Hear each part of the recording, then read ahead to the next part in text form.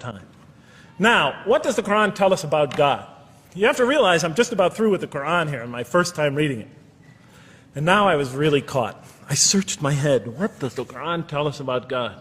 It tells us nothing could be compared to Him. That He's outside anything that we may compare to. That our definitions do not encompass Him. That our reason cannot comprehend Him. That He is transcendent and we are finite. That He is immortal. He transcends time and space and we are bound by it. That He is immortal, we are mortal. He is uncorporeal, we are corporeal. That we have no way of comparing ourselves to Him. Nothing could be compared to Him. I thought, oh my God, I'm so close and yet so far. Because I'll never understand the essential link between us and God and why these three things fit into place. Because the Quran tells us that we could never really quite understand God. Or at least that's the way I thought. And so I put down the Quran when I had finished it.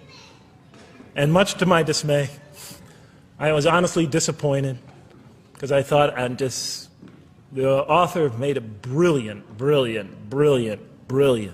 try. But he never quite made it.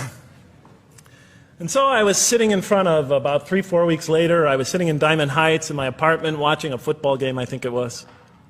And you know, sometimes things just slip into your minds when you least expect them. And I'm sitting there watching it, and all of a sudden into my mind came a thought. And I said, wait a minute. The Quran does tell us so much about God. It tells us again and again and again, but somehow I just missed it. Just skimmed over it every single time. Because if you turn to almost any page, if you turn to the beginning of any surah, you could see time and time again essential information about God that I just thought was sort of a literary device, something to make it just sound more beautiful. Because if you turn to the beginning of any surah, you'll see the words Bismillahir Rahmanir Rahim, in the name of God, the most merciful, the most compassionate. If you read almost any passage, long passage, when you come to the end of it, it's punctuated by dual attributive statements like God is the merciful, the compassionate, God is the forgiving, the gentle, God is the kind, the protector, God is the generous, the truthful, God is, and so forth and so on. There are tens of thousands of such references in the statements in the Quran. What the Quran defines as God's most beautiful names, His attributes of perfection, repeated again and again and again on almost every page. And as I sat there, sitting by the television, I started to jot them down in my, on my little piece of notebook there. Same notebook I used to jot these down before. And I began to list from my own mind the attributes of perfection as I remembered them. And they were, God is the compassionate. God is the merciful. God is the forgiving. God is the just, the protector, the defender of the oppressed and the weak, the knowing, the wise, the generous, the kind, the truthful, the loving, the peaceful, the source of all peace, the truth, and so forth and so on. Every item I had listed in my list for the qualities that we human beings are supposed to develop, the Quran was telling me had its infinite source and perfection in Allah, in God.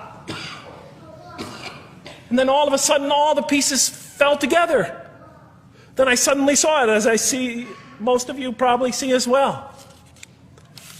That now, suddenly it all began to make sense to me. In what way do I say that?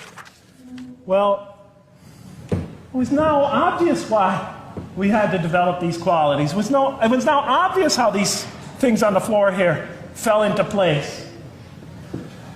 And I'll just say it clearly. We're here to develop a relationship with God, to become closer to God. But how can you become closer to God when He's transcendent and you're finite, when He's immortal and you're immortal, vice versa? When He's immortal and you're mortal, when He's unbound, fettered by time and space, and you are, and so forth and so on. How can you become close to that one? If I want to become close to you, I need to have something to share with you, something that we have in common. So for example, if I want to come close to this young man here physically, I'll approach him because we both have bodies and I can position my body closer to him. Physical presence, bodily presence is something we both share. If I want to become closer to that gentleman back there, if I want to become closer to him intellectually, I'll reason with him so we will have a convergence of minds because we both possess reason. If I want to become closer to one of my sisters on this side emotionally, I'll try to appeal to their sentiments because we both share feelings and similar types of experiences that generate those feelings. But how does one become closer to God? What do we share with Him? We share with Him exactly what He gave us. Because the Quran tells us that when we came into this life, He breathes into our spirit something of His Spirit. And that we come into this world with the seed of these very qualities within us. And we could either kill them, stunt them, as the Quran says, or cause them to grow. And when we grow in these, we grow in our ability not just to experience tremendous beauty in life through all this, but we grow in our ability to receive and experience the infinite beauty, the infinite peace, the infinite truth, the infinite compassion, the infinite mercy, the infinite, etc., all the way down the list, that only comes from the infinite perfect source of all these. The more we grow in mercy, the more we grow in our ability to receive and experience in this life and in the next, to an infinitely greater degree, the mercy of God. The more we grow in compassion, the more we grow in our ability to receive and experience God's compassion in this life, through prayer and through ritual and through contemplation and through other experience of others. And of course, infinitely more in the next life, the compassion of God. The more we grow in our truthfulness, the more we grow in our ability to experience God, the truth, because all truth comes from God. The more we grow in these things, the more we grow in our ability to receive and experience God's attributes of perfection. The more we grow in our ability to receive and experience His being. And that sort of nearness we are growing to Him is tied to our essential nature and to His. It's more than just physical nearness. It's more than just a convergence of ideas. It's more than just a convergence of feelings. It's a convergence of essential beings. It's the closest type of nearness two can feel, two can experience.